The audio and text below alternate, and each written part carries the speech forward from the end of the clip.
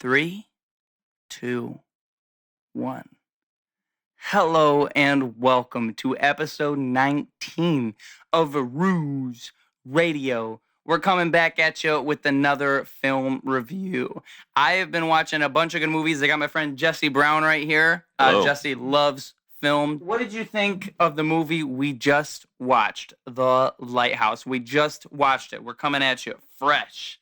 What did you think of it? Well, I would say that The Lighthouse is fresh. You think it was fresh? Yeah. I would agree with you. I think it was fresh too. It was a ride. It hooked your claws into you and it just took you on a ride. I agree. Have you watched a lot of David Lynch movies or no? Name something he's directed. Shoot. I should be able to come up with something. I can't think of anything. I know. Well, I mean, he was involved with the making of Twin Peaks, but other things he's directed. There was a really good one I really, really liked. I should know it off the top of my head. Well, anyways, besides the point. It was almost a Lynchian style of direction, I would say. It was very, very... Is that a term you just made up? No, it's really not. People say that. But it was. It really was like Lynchian, I would say. Like, it was a little out there. There's not very many horror films out there like that. And the first thing I really want to point out... The farts? Yeah, with the farts. No farts like that. But the first thing I really want to point out is the acting in the movie. My God. Yeah. Holy moly. Like, I don't even know where to start. I've heard it said in reviews that Willem Dafoe is like crazy good, but like, dude, Robert Pattinson. Oh my. And it's really only two people in the whole movie. Mm-hmm. Wow. It's two people for practically the entire thing with, you get to see some people in the beginning, but like that's it. Like there's no dialogue at all. Like it's all between these two guys that are stranded at this lighthouse to take care of it, and they get along sometimes. What I really liked, another thing I really liked about it is I feel like the way it kind of descends into that madness, I should say. Like, it gets there you don't feel like it's like that at first. Like, it's slowly getting there. But once you're there, it just keeps escalating more and more and more. And that ending. The tension. Wow. Oh, my. The tension really wound you up. Yeah, I agree. And it was... Like but a little it's tension Jack in the Box. Unlike the tension you usually see in a film like that, I would say. It's like it feels like at any moment things could pop off somehow, some way, and it keeps kind of building on top of itself. Yeah. And you can, when the movie starts, you don't really know where it's going. By the end, you also don't really know where it's going. But in a good way. You're on that ride though. You want to know where it's going. Yeah. And you just want to stay on, and you better hold on, people, because it's a trip. It is a trip. I just watched The Witch, and I'll say a similarity I think between The Witch and this movie is that the horror isn't entirely within whatever the mystical element is. It's more like that is inspiring the horror within the people in the movie. Yeah. And it's like the relationships within the people that's actually scarier than the actual thing that, like with The Witch, you have the witch, and that's a horror within itself. Yeah, it's there. Yeah. But like it's, I think, Chris Stuckman has said horror is best when it feels like it could really happen. Yeah. And like this felt pretty real between these two guys. Uh-huh. It really felt that like they wanted to chew each other's heads off. They wanted to, be the closest of buddies you'd ever see. And everywhere in between that. But you also have this other looming like mystery going on without the film. It's almost a mystery movie. It really is, because you don't really know what's going on. I agree. And if you're expecting something like a traditional horror movie in really any sense of the word, it's not going to be there. It's comparable to The Witch in that manner because I can agree with that too. Yeah, there's no real horror movies you'd see like compared to this. I like this way more than The Witch, though. I'll say that. I saw The Witch like within the last 24 hours, so it's like still fresh, both of them within my mind. But if I'm comparing them, in terms of just like this movie felt like a ride, and The Witch was slowly ramping up to that. Whereas this movie just you feel like it's just keeping on, egging it on more and more.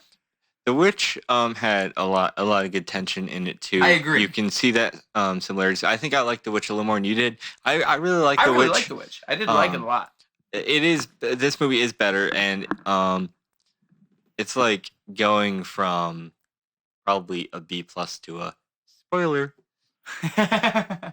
Because our grades will come at the end. Yeah. We ain't seeing spoilers just yet. We'll keep those story spoilers for a minute.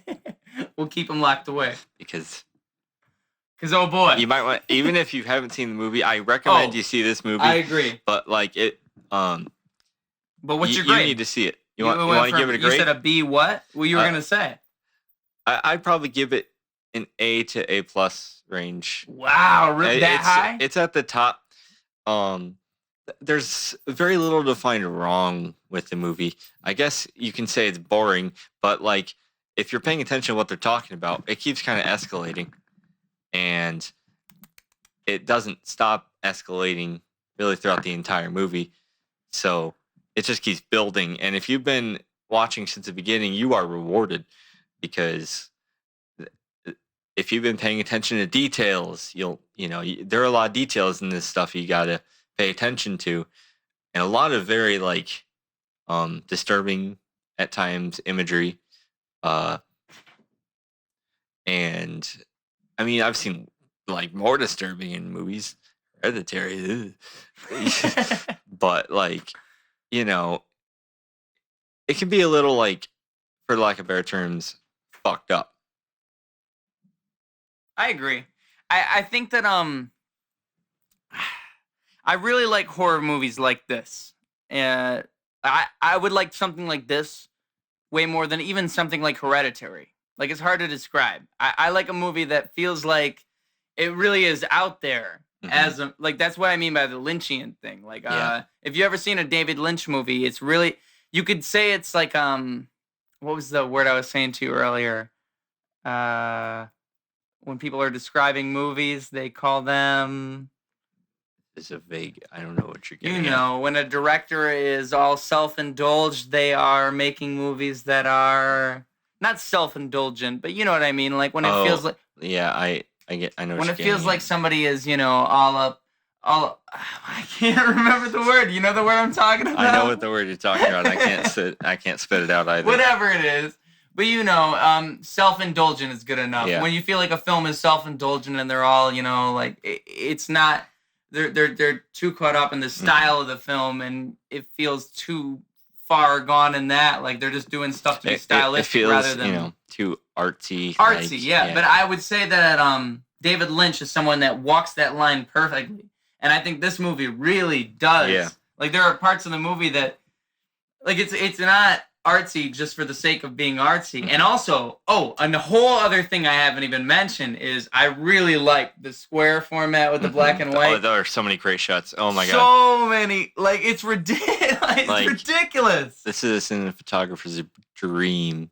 Wow. I couldn't say that word. Cinematographer? Yeah, it's hard to say. I really, really, really did appreciate that. There was a lot of that. And also, I said to you while we were watching it, when you shoot a movie in black and white, I would just wonder the process of even doing that, because it can't be like, unless you're seeing on the camera the black and white, because it really is about the depth of color in those shots. And a lot of the transitions in this movie take place through that black and white, which is also just another thing you couldn't have even done if the movie wasn't in black and white. It's really, man. It's impressive. It's very, very good in terms of direction, and you don't even expect that from a lot of horror movies. Yeah. Like, usually the direction is subtle until it doesn't need to be, and I think the direction wasn't subtle throughout the whole movie in a good way. Yeah. And I know What's this director's name? Do you remember? I'm forgetting. Oh no! You quizzed me. That's what Google's for, kids. Well, give me a second. I know he's gonna direct Nosferatu coming in the next few years. No, that should be good. Hopefully, that's gonna be through A24. You gotta hope. A24's been. Well, and he directed The Witch through them, and they've been directing bangers. Robert Eggers. Robert Eggers. So, can you imagine another movie that's taking off of Nosferatu, a classic vampire film from this dude? Like, if anybody's gonna do it, it's this dude. Because this movie just kind of demonstrates his. If there was a vampire in this movie, I wouldn't be too surprised. Right? Oh man! Are we ready for spoilers? I think is it spoiler territory? Is that what you were about to say? Because you said vampires, and I was thinking, I want to say something. So I'm just gonna say what I was gonna say. We are entering spoiler territory. Boom, boom, boom. I'm going to say there weren't vampires. No, there weren't vampires. But there were mermaids. There were mermaids. there was a mermaid vagina. There was a mermaid vagina. There really was. And Robert Pattinson did some nasty things to that thing. Whether it was a dream or not. He had a moment. He had a moment with that mermaid vagina. Was that a dream? That was a fantasy. Yeah, okay. Remember he was... I mean, yeah, but like... And then he saw that guy. But is that what he really did to that mermaid that he found out there? You don't really know. You don't even know if he really saw a mermaid. We don't even know how long these guys were on the island for. You don't at all. The most I think they said 6 weeks. At the earliest. Well, I remember William Dafoe had a line where it's like, "I." He had a lot of eyes. We could have been here for 3 days or 5 weeks. Oh yeah, 5 weeks. But he said "or," right? So he doesn't even know. You're right. Nobody knows. Nobody knows. I mean, they went mad. They went pretty crazy and drunk.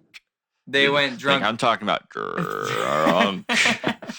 I really like the way that Robert Pattinson's character slowly developed into a vampire, descended, and it's a Twilight sequel. Yes, there were vampires. We were wrong. There were vampires. The Cullens. I completely forgot. But no, the way that it's slow, because I said to you, he's an alcoholic. But at that point, that was when it was really kicking in. Because then right after that, they went full force on that alcoholism. He was drunk for pretty much the last half of this movie.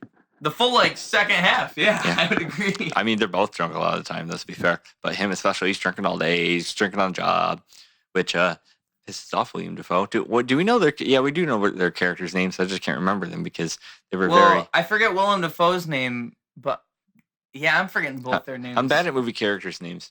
I remembered while we were watching, but I will say I like the way that... Thomas. That was Willem Dafoe. That was Willem Dafoe? Yeah. And then Robert Pattinson had another T name. But the way that he revealed his second name, that really threw me off, too, because I was not expecting that. Yeah. And it's hard to explain if you haven't And then the end... Dude, what was Robert Pattinson's character, to be honest? Because at the end of the movie, he's really not who he said he was in the first place at all. Well, okay, let's give a little bit of synopsis of this movie. Since if you haven't seen this movie, you're confused and you're very confused. Hopefully, if they're watching the spoiler section, they've seen the movie. Let's go over this. They obviously get to the lighthouse, and Pattinson's very I don't want to talk to you. And that was a good accent. It's not his accent, though. I don't want to talk to you. But yeah, he doesn't want to talk, and William Dafoe is he talks like a pirate, straight up, and perfect. And he basically is like, you need to talk to me, I'm your boss, and he bosses him around for a bit, and they argue, and sometimes, and there's a weird imagery displayed on certain just flashes, like dream sequences. Robert Pattinson had a really weird dream sequence. At the beginning of the movie, I think. At the beginning, though, you're kind of get a hint as to what the movie's going to happen, as if that means anything. You have no idea what the fuck's going to happen. But no, you don't. Yeah, and they start to see visions of mermaids, and he gets drunker and drunker and closer to killing William Dafoe, and he eventually does twice. He buries him that first Oh, yeah, he does kill him twice. And then he takes the keys to go up to the lighthouse, see what's hiding in there that William Dafoe seems to be addicted to. We saw tentacles in there earlier. And so he steals the keys, and he's about to go. And then William Dafoe comes back to life and tries to kill him with a pickaxe, or just an axe, and he hits it in the shoulder. But then, Robert Pattinson just takes it and just hits him over the head with it. He's just dead. That's it. He died twice. Buried alive, and then hit in the head with a pickaxe. And... What I liked about that too is when he buried him. You have something in mind. He buried him. He just pops back up like. And when he buried him, I was thinking like, wow, that was, dude. Okay, when he buried him, they were zooming in on that shot, and he was legit getting dirt in his mouth as he said that monologue. Like 4 or 5 times, you saw dirt like fly at his face. Because I was thinking before that, as they were zooming in, I was like, okay, they're going to do this monologue and it's zooming in on his face, but they ain't going to really, they're just throwing dirt at his chest. But then they subverted my expectation in my brain because they start throwing dirt at his face. And he kept going that whole time. These actors, go through a lot for their movies, that's for sure. And then that monologue's over, and I'm thinking, okay, well, that was definitely a death scene.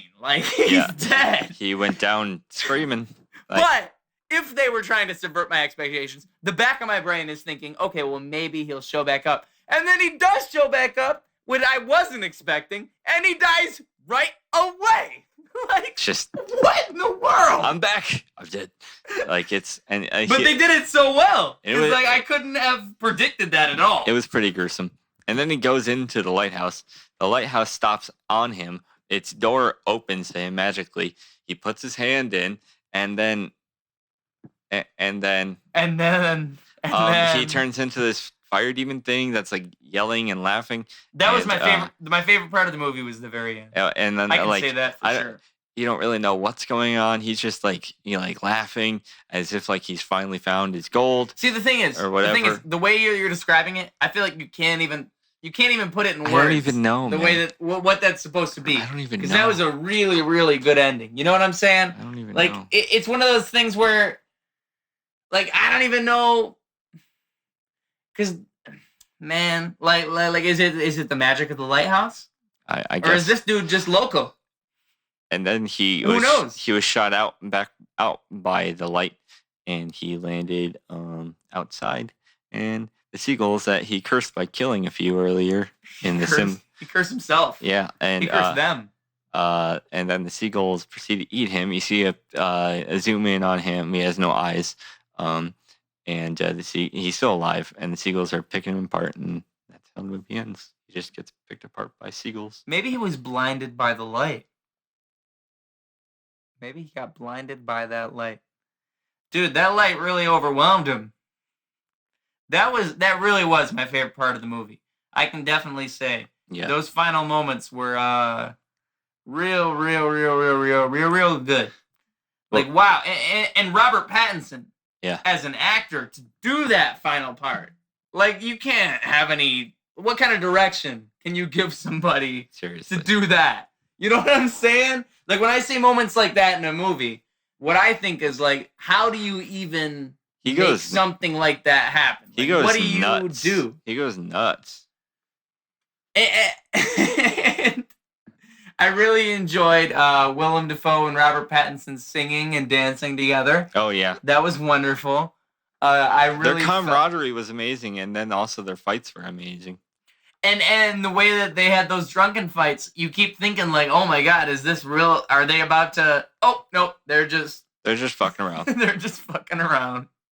And then one of the times he does, actually, and it does go further. It also could be implied that Robert Pattinson raped him. Because he said roll over to him when he was on the ground after he had just gotten hit.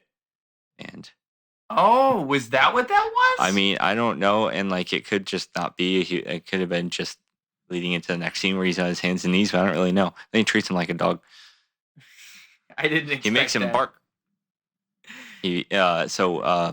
Well, that whole little twist there, where he just kind of kicked his ass and then walks him over to the hole, whoa, just that alone. Yeah, it was because before that, the whole dynamic was he was, And I said to you early in the movie, I said, man, Willem Dafoe's character, I don't like him. But towards the end, you kind of feel bad for him. Yep, You're like, oh my God.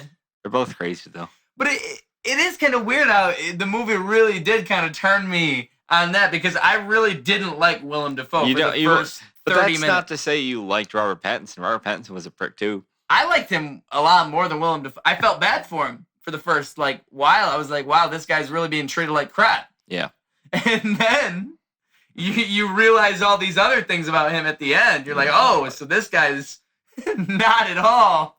This guy's a little fucked up. This guy is going a little crazy. This and guy you said to me towards the beginning, you were like, man, he hasn't really been saying that much. And then by the end, he did quite a bit towards the end. He did quite a bit of... I can't even imitate it. I couldn't even imitate it if I tried. The moment when he first saw the mermaid, that's when the movie really... That was weird. That was when it really all turned upside down for me. When he saw the mermaid and he came back in to tell our buddy Willem Dafoe about it.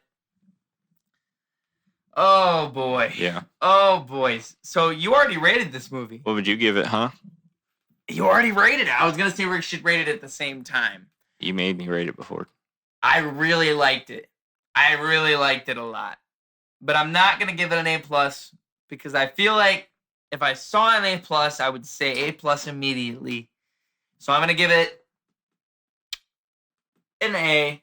I'm going to give it an A. I really did like it. Same thing I gave Uncut Gems. Yeah. I like both these movies a lot. They're both very good. But dude, I want to say A+, but I'm not gonna. It was really, really, really, really, really good. I really, really liked it. And keep in mind, this whole review is immediately after viewing. We just watched this movie. So if I gave it 2 weeks, maybe I'd be saying something else. I'll watch it again, 2 weeks. I do want to watch it again as well. But I really, really like this movie. I would say the direction I liked more than The Witch. There's so much really to like about it. You just really have to see it. You really have to see it. We can't put anything in justice. You just have to see it. I agree. I think it's an improvement on all fronts for the director. The cinematography was beautiful. The acting was incredible, and it was basically a 2-person cast. Which, so to say the acting was incredible is a statement within itself. What an amazing film. What an amazing film. And you should go watch it. Yeah. You should see The Lighthouse. And you should the way subscribe we saw to his channel. You should subscribe. And if you're listening to this podcast, tune in bi-weekly, because we are coming at you. Ruse Radio. Nice to see you guys. I love you so much. I can't wait to come at you with another review. I'm here with my boy Jesse Brown. Hopefully he'll be coming back with more reviews. We loved this movie. I can't wait to see what this director comes out with next. It's gonna be a banger. I freaking love you guys. I can't wait to see you next time. Jesse, you got anything to say before we clock out? Thanks for having me on. Appreciate it. Looking forward to doing it again one day. We gonna do it again one day. I appreciate you being on, boy. Thank you guys so much. This has been a fantastic experience. Ruse Radio, clocking out.